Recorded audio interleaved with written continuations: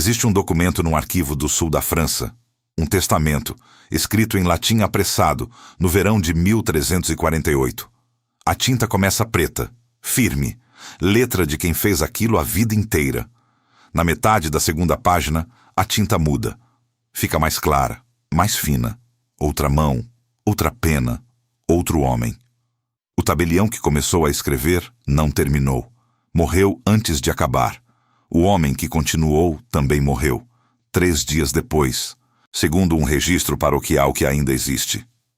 O testamento ficou ali, metade numa letra, metade em outra, como uma frase interrompida no meio. Ninguém veio buscar. Ninguém reclamou a herança, porque as pessoas nomeadas naquele papel, o testador, a esposa, os 2 filhos, já estavam todas mortas quando o documento chegou ao arquivo. Todas, em 21 dias. Este é o registro do que acontecia dentro de uma vila no interior da Provença quando a peste chegava e as portas se fechavam.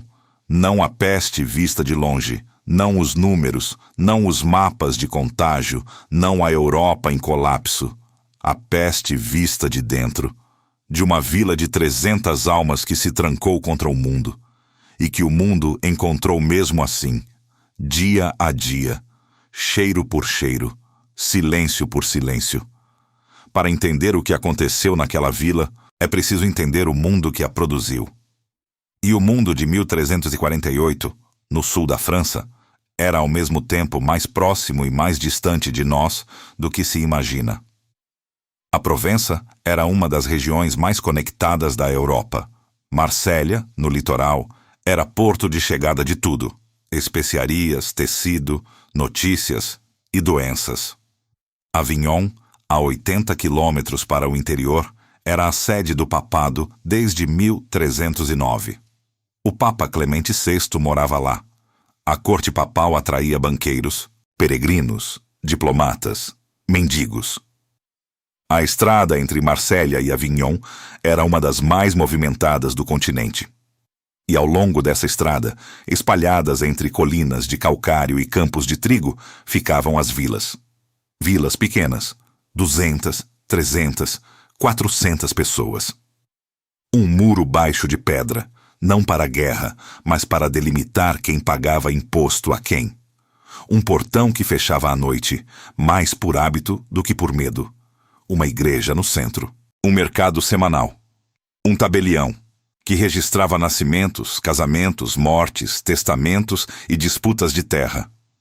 Um padre que cuidava das almas. Uma curandeira, ou parteira, ou herborista. Os nomes variavam, que cuidava dos corpos. E um cônsul, eleito entre os homens de posses, que administrava o resto. Esse era o mundo. Um mundo onde a maioria das pessoas nunca tinha ido além de 30 quilômetros de onde nasceu. Onde uma viagem a Avignon era o acontecimento de uma vida. Onde o ano era medido por colheitas, não por meses. E onde a notícia mais urgente chegava na velocidade de um cavalo cansado. A peste chegou a Marsella em novembro de 1347. Veio num navio genovês, dizem os registros, embora a rota exata ainda seja disputada. Em janeiro de 1348, já estava em Avignon. Guy de Chauliac, o médico pessoal do Papa Clemente VI, viu os primeiros casos com os próprios olhos e escreveu sobre eles na Chirurgia Magna, o tratado que o tornaria famoso. Descreveu os bubões, inchaços nos gânglios na virilha, nas axilas, no pescoço, do tamanho de um ovo de galinha ou de uma maçã pequena. Descreveu a febre. Descreveu o cheiro. Descreveu a velocidade. Um homem podia estar de pé pela manhã e morto ao anoitecer. Chauliac ficou impressionado. E Chauliac era um homem difícil de impressionar. De Avignon, a peste seguiu pelas estradas. Viajou com mercadores, com peregrinos, com ratos nos carregamentos de trigo, com pulgas nos fardos de lã. Chegou às vilas do interior entre a primavera e o verão de 1348. E quando chegava, quando o primeiro caso aparecia, a vila tinha uma decisão a tomar: fechar ou não fechar. O conceito de quarentena, como o conhecemos, ainda não existia formalmente. A palavra viria depois. Quarentena, 40 dias, um período de isolamento imposto aos navios em Veneza e Ragusa nos anos seguintes. Mas a ideia era mais velha que a palavra. Fechar os portões. Não deixar ninguém entrar. Não deixar ninguém sair. Rezar. Queimar ervas. Ferver vinagre. Esperar. Era tudo o que sabiam fazer. Não entendiam contágio. Não no sentido moderno. Achavam que a doença vinha do ar corrompido, dos miasmas, do castigo divino. O vinagre purificava. As fogueiras de alecrim e zimbro limpavam o ar. As orações moviam Deus. E os muros mantinham o mal do lado de fora. Às vezes funcionava, na maioria das vezes não. Guarde esse detalhe. Vai importar. O tabelião se chamava Pons de Aurel. Tinha cerca de 45 anos. O que, para os padrões de 1348, significava que já era um homem velho. Não fisicamente. Os registros sugerem que ainda trabalhava todos os dias, e seu ofício exigia resistência. Escrever em pergaminho com pena de ganso por horas, à luz de vela ou de uma janela estreita, não era trabalho de mãos fracas. Pons tinha as mãos manchadas de tinta permanentemente. Tinha caligrafia firme, dá para ver nos documentos anteriores, os de 1346 e 1347. Letras regulares, espaçamento consistente, um profissional. Pons era a memória oficial da vila. Todo nascimento passava por ele, todo casamento, toda morte, toda disputa de propriedade, toda dívida, todo acordo. Num mundo sem cartório central, sem registro civil, sem banco de dados. Pons era o banco de dados. Se ele morresse, a vila perdia a própria história. Ele sabia disso. A curandeira se chamava Alazais. O nome aparece em registros fiscais da região. Era um nome provençal comum, mas os registros de impostos de 1349 listam uma Alazais com ocupação descrita como mulher que curat, a mulher que cura. Tinha cerca de 30 anos.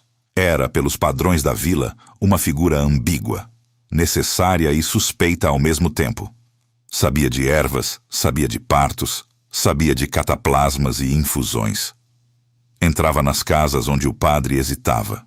Tocava os corpos que ninguém queria tocar. Tinha um filho de 6 anos. O nome do menino não sobreviveu nos registros. O pai também não. Alazais criava sozinha, num canto da vila onde as casas eram menores e o chão era de terra batida. E tinha o padre, Guilhem Raimond. Mais velho, uns 55 anos, talvez mais. Magro, segundo o único registro que descreve algo parecido com aparência, embora magro possa significar muita coisa num documento eclesiástico. Guilhem estava na vila havia mais de 20 anos. Tinha batizado a maioria das crianças vivas. Tinha enterrado os pais delas. Era, ou melhor, tinha sido, o homem mais respeitado do lugar. A pessoa a quem se recorria quando tudo falhava. Quando a colheita era ruim, Guilhem rezava. Quando uma criança nascia morta, Guilhem explicava a vontade de Deus. Quando a peste chegou, Guilhem foi chamado para fazer o que sempre fizera. Mas a peste não era uma colheita ruim. Dia 1. O cônsul da vila mandou fechar o portão principal numa manhã de julho. Não se sabe a data exata. Os registros paroquiais dessa semana foram perdidos ou nunca escritos. O que se sabe é que um mercador vindo de Apt tinha passado pela vila 3 dias antes e que uma família perto do portão sul começou a ter febre. O cônsul, o nome dele não sobreviveu, reuniu os homens de posses na praça da igreja e anunciou: ninguém entra, ninguém sai. Puseram um carro de boi atravessado no portão. 2 homens ficaram de guarda, com instruções de não deixar passar nem parente, nem padre de fora, nem mercador. A vila se fechou sobre si mesma. Dia 3. A primeira morte confirmada.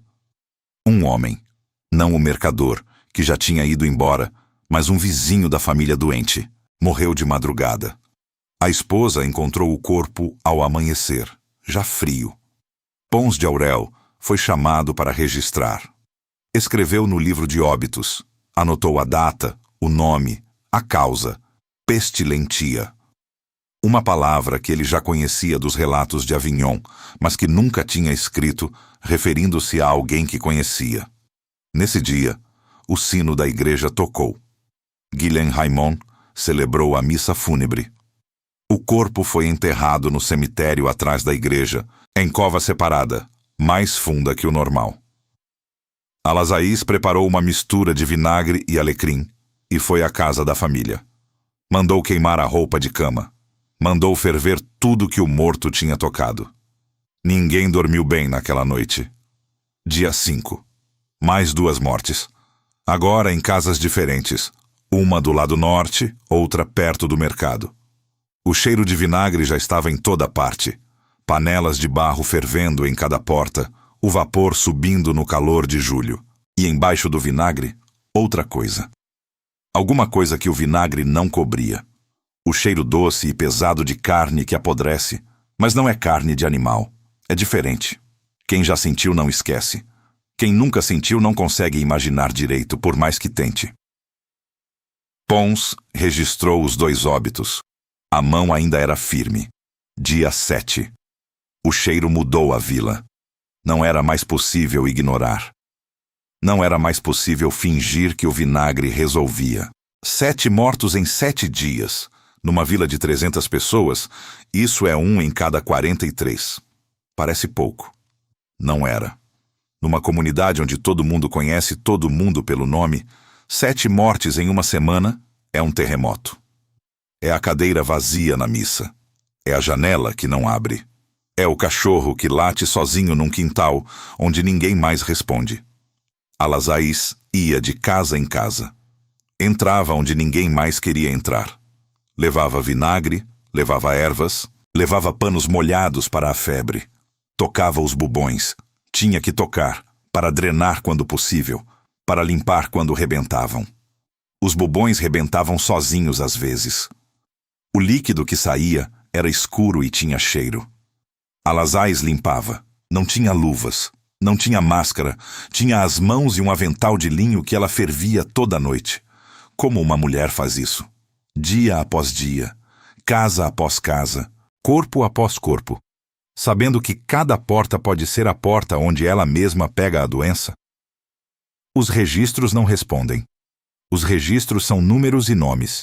Não tem espaço para coragem, nem para medo. Dia 10. Guilhem Raimond parou de entrar nas casas. Isso precisa de contexto.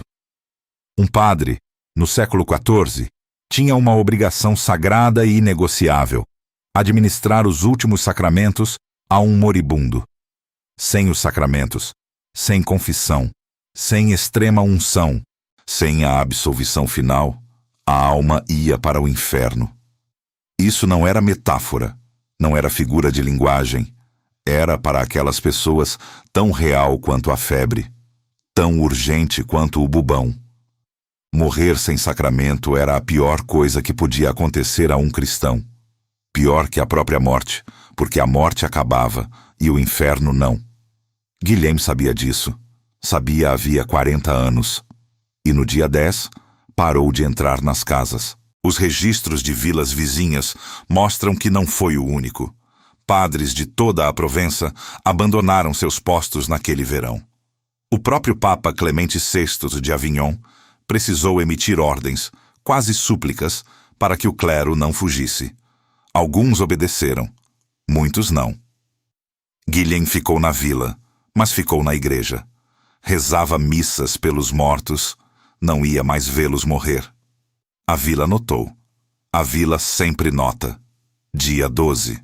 Pons de Aurel estava agora escrevendo 3, 4 testamentos por dia. Antes da peste, fazia 2 ou 3 por mês. Os testamentos de 1348 são diferentes dos anteriores, mais curtos, mais urgentes, mais repetitivos. Deixo tudo à minha esposa, se viva, se morta, ao meu filho, se morto, à igreja. A fórmula se repete. A esperança diminui a cada linha.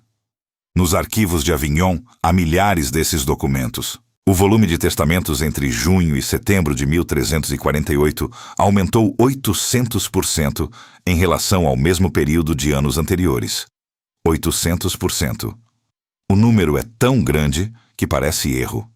Não é. Dia 14. 3 famílias tentaram fugir. De madrugada, pelo muro baixo no lado leste, o muro que nunca foi feito para manter ninguém dentro. Os guardas as viram. Houve gritos. Houve empurrões. Uma mulher caiu do muro e quebrou o tornozelo. As famílias foram trazidas de volta. O cônsul mandou reforçar a guarda. Mas a pergunta ficou no ar. Suspensa como o cheiro que ninguém mais comentava, porque comentar não adiantava. Quem tem o direito de trancar alguém dentro de uma vila com a morte? Quem decide que o bem de todos vale mais que a vida de cada um? A resposta, em 1348, era simples. Quem tem a chave do portão? Dia 15. O calor de agosto na Provença é um calor seco, branco, que faz a pedra brilhar e o ar tremer sobre os telhados. Naquele agosto, o calor era aliado da peste. Os corpos não podiam esperar. Não havia coveiros suficientes. 2 dos 4 homens que cavavam as covas já estavam mortos. Os que restaram cavavam valas, não covas. Uma vala para 3, para 5, para quantos coubessem. A cal viva, que deveria cobrir os corpos, acabou no dia 13. Depois foi só terra. Alazais não dormia mais do que 3 horas por noite. Ia de casa em casa com os olhos fundos e as mãos cheirando a vinagre. Tinha perdido a conta dos mortos. Tinha parado de perguntar os nomes. Quando entrava numa casa e via o bubão já arrebentado, já sabia o que ia encontrar e o que não podia fazer. Ela lavava, cobria, saía, ia para a próxima porta. O filho dela ficava numa casa vizinha, com uma mulher mais velha que ainda estava saudável. Alazais não o abraçava havia 10 dias. Não encostava nele. Passava pela porta e olhava de longe. O menino tinha 6 anos. Chamava por ela. Dia 17. Alazais encontrou o inchaço, debaixo do braço esquerdo, na axila, do tamanho de uma noz, ainda pequeno, mas ela conhecia aquele volume. Tinha tocado dezenas iguais nas últimas 2 semanas. Sabia o que significava. Sabia o que vinha depois. Quanto tempo uma pessoa demora para tomar a pior decisão da vida dela? Os registros não dizem. Os registros nunca dizem isso. Dizem nomes, datas, propriedades, dívidas. Não dizem o que passa pela cabeça de uma mulher de 30 anos, com um filho de 6, quando sente a morte debaixo da própria pele. Alazais tinha 2 escolhas: ir para casa, abraçar o menino, ficar com ele, esperar. Ou ir para o celeiro fora do muro leste, sozinha, isolada, longe de tudo. Os registros de outras vilas mostram que curandeiras, nesse período, frequentemente escolhiam o isolamento. Não por indiferença, pelo contrário, porque sabiam melhor que qualquer padre, melhor que qualquer cônsul, o que o toque fazia. E sabiam que o filho tinha mais chance sem elas do que com elas. Alazais foi para o celeiro. Ninguém registrou o momento. Ninguém escreveu o que ela disse, se disse alguma coisa. Ninguém anotou se o menino a viu sair pela porta com um cobertor e um jarro de água. Ninguém achou que aquilo merecesse tinta e pergaminho. Era só mais uma mulher doente, numa vila cheia de doentes, num verão cheio de mortes. Mas ela foi, e o menino ficou. Dia 18. Sem Alazais, ninguém entrava nas casas. O padre não ia. O cônsul não ia. Os vizinhos não iam. Os doentes ficaram sozinhos. Morriam sozinhos. Às vezes demorava um dia, às vezes 2. Às vezes, alguém gritava à noite e ninguém vinha. O som atravessava as paredes de pedra, que não eram grossas, não nessas casas, não numa vila desse tamanho. Todo mundo ouvia. Ninguém ia. Dia 19. Dia 20. Os dias começaram a se parecer. O sino não tocava mais. Tinham parado de tocar no dia 14, quando ficou claro que o sino não parava e que o som estava enlouquecendo os sobreviventes. O silêncio que veio depois foi pior. Um silêncio com buracos, galos cantando pela manhã e nenhuma porta abrindo. Um cachorro latindo sem parar num quintal fechado. O vento batendo uma janela que ninguém fechava. Sons que antes eram fundo, que antes ninguém notava. Agora eram os únicos sons. Pons de Aurel ainda escrevia. A mão já não era firme. Nos últimos testamentos, a letra treme. Mas escrevia. Era a única coisa que sabia fazer.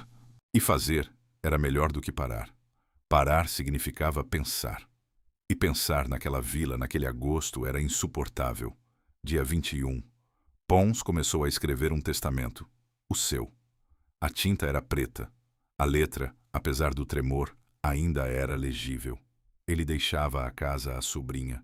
A esposa já estava morta. Os filhos moravam em Apte e ele não sabia se estavam vivos. Deixava os livros de registro à igreja. Deixava uma quantia à curandeira. Se viva, para o cuidado que ela dera aos outros.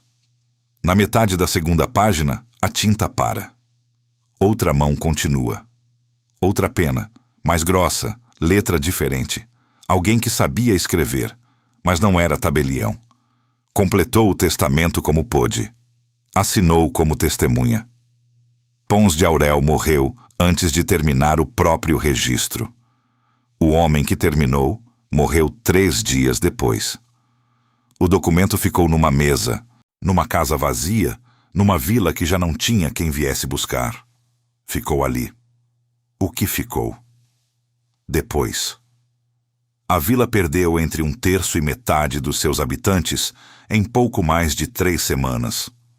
Os números exatos nunca serão conhecidos, porque o homem que contava os mortos foi um dos mortos. Os registros paroquiais da segunda quinzena de julho e de agosto inteiro estão em branco. Ninguém escreveu. Não havia quem escrevesse. As casas ficaram abertas, portas batendo com o vento quente de agosto. Comida apodrecendo nas mesas, pão duro, frutas escurecidas, uma panela de sopa que ninguém mexeu. Os animais que sobreviveram, galinhas, cabras, cães, andavam soltos pelas ruas, sem dono, sem cerca, sem ninguém para chamar na hora de comer. O cemitério atrás da igreja estava cheio. As valas do lado sul, mais fundas, já tinham sido tapadas com terra e cal. Nos meses seguintes, quando outros vieram, um notário de Avignon, um emissário do bispo, encontraram cruzes sem nome, montes de terra recente e o cheiro. Mesmo semanas depois, mesmo com a cal, o cheiro ainda estava lá. Fica na terra, fica nas paredes, fica nos poços. Alguns poços da vila foram abandonados para sempre, porque a água tinha gosto. O padre Guilhem Raimond morreu no dia 23, 2 dias depois de Pons. Morreu na igreja, ao pé do altar, sozinho. Quando o encontraram dias depois, estava de joelhos. Os registros não dizem se morreu rezando ou se caiu naquela posição. Os registros sobre essa pergunta ficam em silêncio. E Alazaís? Alazaís sobreviveu. Os registros fiscais de 1349 listam seu nome. Uma Alazaís, mulher que curá, pagando imposto numa vila da Provença que tinha perdido metade dos contribuintes. O filho sobreviveu também. O nome dele continua ausente dos registros, mas a mulher que pagou imposto em 1349 pagou por 2. Ela e mais alguém. Não se sabe quanto tempo ficou no celeiro. Não se sabe como foi a febre, sozinha, no escuro, sem ninguém para trazer água quando a sede veio. Não se sabe se gritou, se rezou, se dormiu. Sabe-se apenas que em algum momento de agosto ou setembro de 1348, ela saiu do celeiro e voltou para a vila. E continuou. Continuou. O testamento inacabado de Pons de Aurel foi encontrado meses depois. Chegou a Avignon junto com centenas de outros documentos semelhantes. Testamentos escritos às pressas, inventários incompletos, registros de óbito que paravam no meio da lista. Os Archives Departementales de Vaucluse guardam milhares deles até hoje. Milhares. É a maior coleção de testamentos de peste do mundo. E quase todos dizem a mesma coisa, com variações mínimas. Deixo tudo à minha esposa, se viva.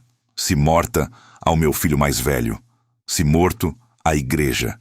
Que Deus tenha piedade da minha alma. A fórmula se repete centenas de vezes. A mesma frase, a mesma esperança, a mesma dúvida. Será que ainda estão vivos quando eu morrer? A repetição, nesse caso, não é monotonia, é desespero. Os historiadores que estudaram esses documentos, e há muitos, Samuel Cohn, entre os mais importantes, notaram algo que os números não capturam. Os testamentos de antes da peste mencionam objetos: um cavalo, uma mesa de carvalho, um anel. Os testamentos de 1348 quase não mencionam objetos. Mencionam pessoas, nomes. Se minha filha Beatriz estiver viva, se meu irmão Raimon ainda viver. Os objetos deixaram de importar. Só restavam os nomes. A Provença levou uma geração para se recuperar. Se recuperar é a palavra certa. Algumas vilas nunca se recuperaram. Ficaram vazias. Viraram ruínas. Outras sobreviveram com metade da população e nos anos seguintes viram seus campos voltarem ao mato, seus moinhos pararem, seus mercados encolherem. A mão de obra que restou ficou mais cara e mais rara. Os camponeses que sobreviveram perceberam pela primeira vez que tinham poder de barganha. A estrutura social que parecia eterna começou a rachar. Não de uma vez. Devagar. Mas a rachadura começou ali, naquele verão, nas vilas fechadas, nas portas que não abriam. A palavra quarentena viria formalmente depois, em 1377, no porto de Ragusa, atual Dubrovnik, quando as autoridades impuseram 30 dias de isolamento a navios vindos de áreas infectadas. Depois os venezianos aumentaram para 40. 40 giorni, quarentena. A palavra nasceu do medo. O medo nasceu do verão de 1348. E o conceito, isolar para proteger, fechar para sobreviver, nasceu nas vilas como aquela. Nasceu do cônsul que mandou atravessar o carro de boi no portão. Nasceu de Alazais, que foi para o celeiro, em vez de ir para casa. Nasceu da escolha impossível que ninguém deveria ter que fazer. E que, em 2020, o mundo inteiro fez de novo. As vilas da Provença hoje são destinos turísticos. Lavanda nos campos, mercados de rua aos sábados, turistas fotografando muros de pedra cor de mel sob o sol de julho. Saint-Rémy, Apte, Gordes, Roussillon, nomes que hoje evocam férias, vinho e luz dourada. Sob esses muros, em cemitérios que ninguém visita e em valas que ninguém marcou, estão os ossos de 1348, não profundos. A cal preservou alguns. Às vezes, quando alguém reforma uma casa velha no centro de uma dessas vilas e cava o chão para trocar um cano, encontra um fêmur, uma mandíbula, restos de alguém que morreu no verão em que o mundo parou. Você pode ir lá, pode caminhar pelas ruas que Alazais caminhou. Pode tocar os muros que Pons de Aurel via da janela onde escrevia. Pode sentar na praça onde o cônsul anunciou que ninguém saía. A pedra é a mesma pedra. O calor de agosto é o mesmo calor. E se por acaso você estiver lá, num fim de tarde de julho, e o vento parar, e a praça ficar em silêncio por um instante, aquele silêncio com buracos, onde falta alguma coisa que deveria estar ali, talvez entenda. Não com a cabeça, com a pele, com o peso do ar, com o cheiro seco de pedra quente e alecrim. O testamento de Pons de Aurel ainda está no arquivo. A tinta mudou de cor no meio da página. Outra mão terminou de escrever.